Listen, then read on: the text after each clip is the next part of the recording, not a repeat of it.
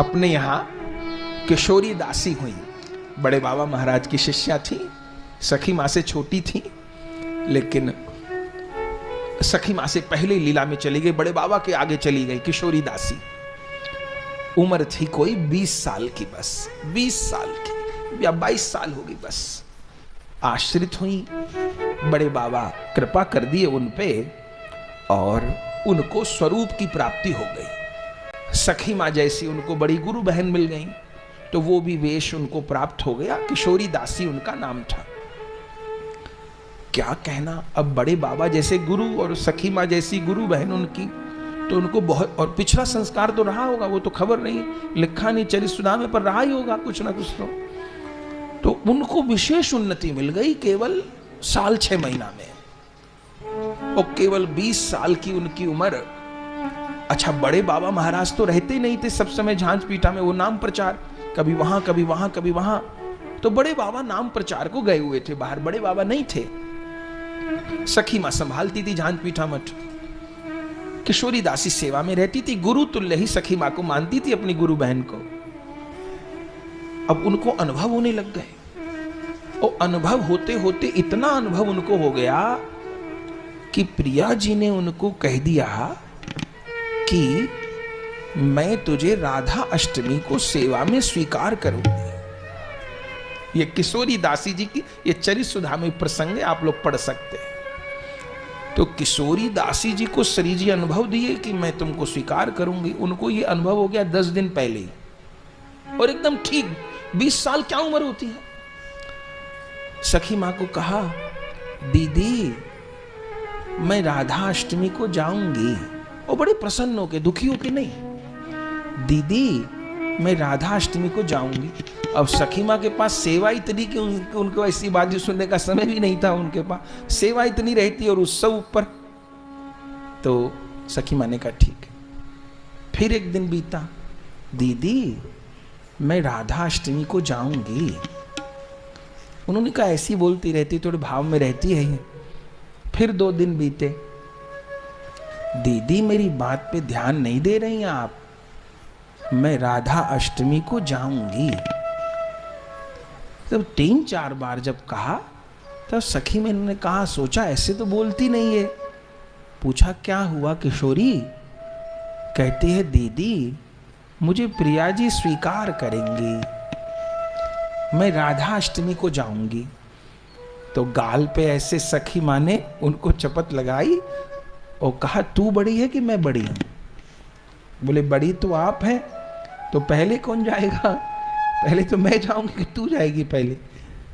तो बोले नहीं, आपको तो बहुत सेवा है, प्रभु को बहुत सेवा लेनी है आपसे।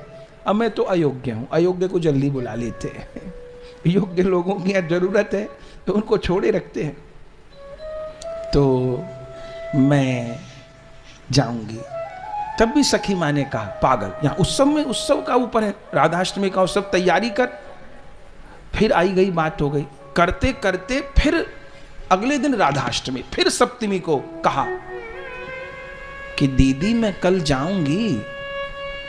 सखी माँ ने कहा, पागल, राधा अष्टमी आविर्भाव दिवस होता है, उसको जो है तिरुभाव बनाएगी?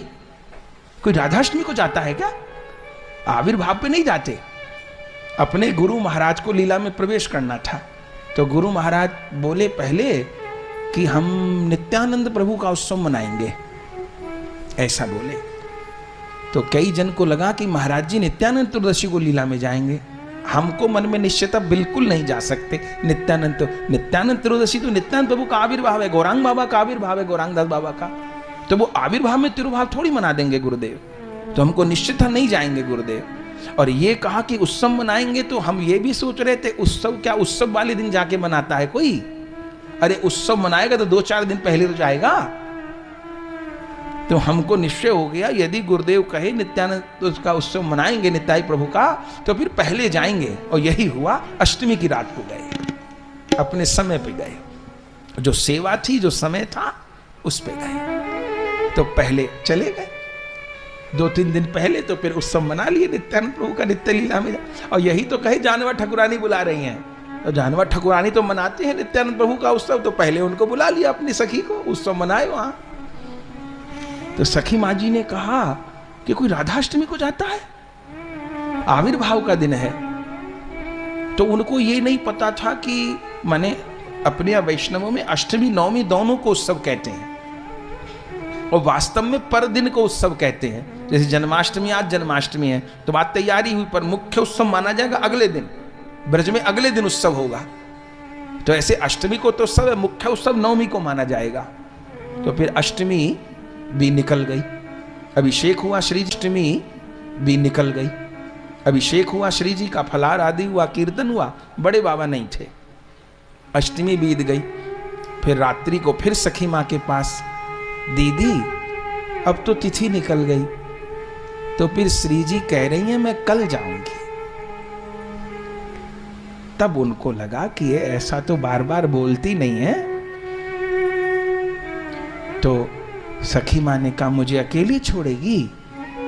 बोले श्री जी का ऐसे ही आदेश है, मैं जाऊंगी, मुझे आपसे कुछ कहना है। सखी माँ ने कहा कहो। बोले दीदी उस समय कहीं मेरे वस्त्र ऊपर नीचे न हो जाए, शरीर की तो सुध नहीं रहेगी ना, तो साड़ी कुछ इधर उधर न हो जाए, आंचल कहीं इधर उधर न हो जाए, तो मेरे वस्त्र थोड़े ठीक कर देना।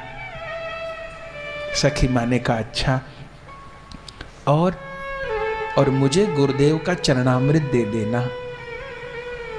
सखी माँ ने कहा अच्छा, और जो अब जो बात कहने को स्मरण की है किशोरी दासी को, कि दीदी उस समय मेरे कान में मेरा स्वरूप मुझको याद करा देना। हो सकता है अब शरीर छोड़ते में कुछ तो पीड़ा होती होगी, ठीक, तो कहीं मैं अपना स्वरूप भूल जाऊं तो कान में मुझे मेरे स्वरूप की स्मृति करा देना। बंधुओं यही हुआ, जो कह रहे हैं यही हुआ।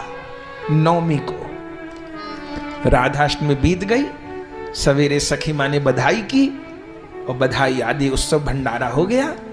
बड़े बाबा नहीं थे, सखी माँ थी और सेवक थे। किशोरी दासी लेटी वहीं बड़े बाबा के कमरे के आगे स्वस्थ। क्या कहना महाराज, ये भजन का प्रभाव है, नाम का प्रभाव है। लेट गई, सखी माँ ने देखा, जान गई तैयारी है इसकी। कोई सोच सकता है एकदम स्वस्थ। एक जना वैद्य को भी बुला के ला, उसने नब्ज देखी, बोले पागल हो गए, जिंदा आदमी को मरा बता रहे हैं, कुछ कोई रोग नहीं है इसको। अब वो रोग नब्ज में नहीं पकड़े जाते हैं। मीराबाई कहती हैं माँ ने वैद्य बुला लिया, पकड़ दिखाई मेरी बाँ, वैद्य बिचारा क्या जाने चसक हिया के माँ। माँ ने वैद्य बुला लिया, पकड़ दिखाई मेरी बाँ, वैद्य बिचारा क्या जाने चसक हिये के माँ। किशोरी दासी लेटी, सखी माँ जी ने चरणामृत दिया, बड़े बाबा की पादुका हृदय से स्पर्श कराई, उनका स्वरूप जो बाबा बताए थे वो उनको याद कराया, और राधा राधा कहते हुए स्वस्थ अवस्था में वो 20 साल की किशोरी दासी ने शरीर छोड़ा। ये है बड़े बाबा के चरित्र, ये बड़े बाबा के चरित्र हैं।